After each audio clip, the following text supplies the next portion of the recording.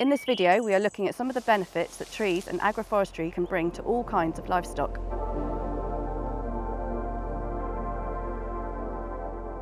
The recent 2022 drought put significant stress on grass growth and livestock condition. Farmers are now looking to plant trees to provide shade and shelter for their livestock, enabling them to reduce indoor wintering alongside feeding costs and improve livestock weight gain. The nutritional and medicinal properties of tree fodder for grazing animals provides an additional benefit to planting trees within or along the margins of pasture. They provide a sense of security for sheep and cattle to lamb and calve in and provide scratching posts.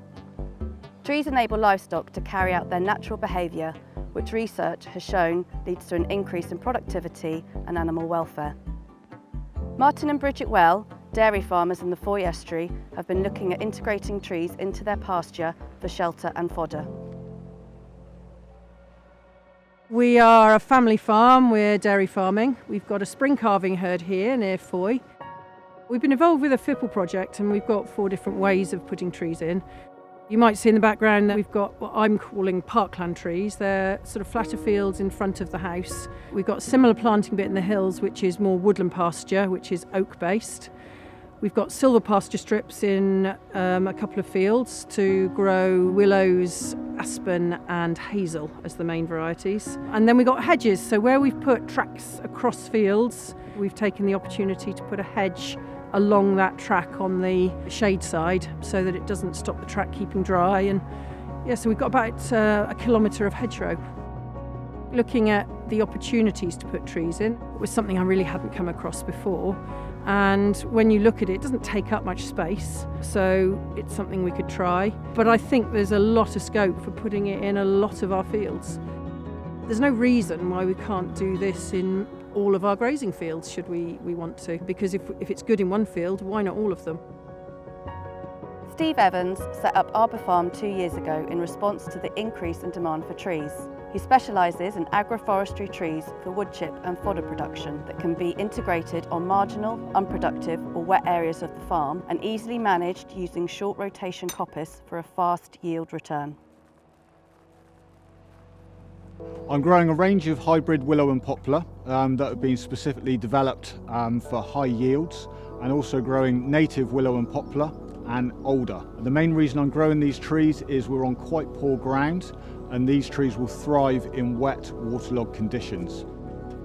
There's multiple benefits for livestock and they can be used as an alternative fodder resource. They'll outstrip hay and red clover on many levels and they'll provide shelter during the winter. They'll also provide shade during the summer, which was very telling last year during the drought, and then also supports the environment at the same time. Trees are highly nutritional. They have varying levels of different micro and macronutrients. For example, calcium, cobalt, manganese, selenium. These can all be found in the leaves in varying quantities at different times of year. If you're talking about the green barns, you're not only getting the shelter for the animals, but you've got a resource that you can then utilise to provide this food resource. Ben Thomas is a tenant farmer working to further integrate trees into his regenerative farming practice on Bodmin, where he farms belted Galloway cows and a small number of pigs. He is also the farm manager for Gosmore Nature Reserve with Natural England.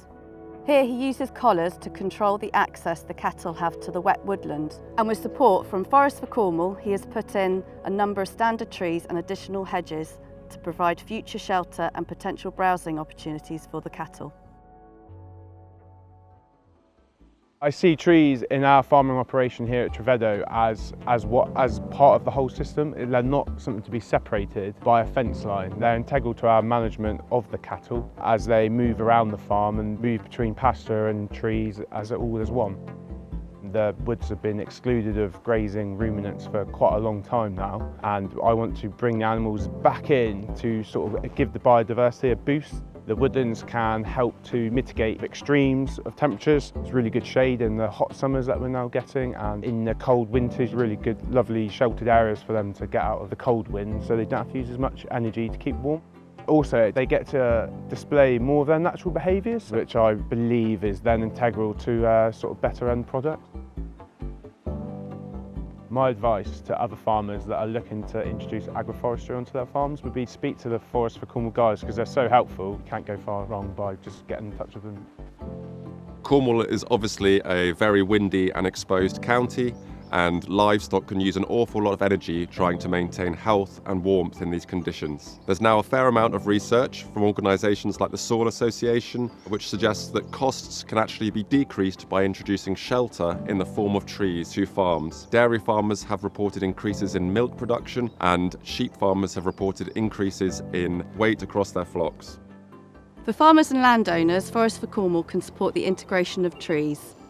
We provide free consultation and guidance from beginning to end. So if you'd like more trees in your landscape, get in touch with us today.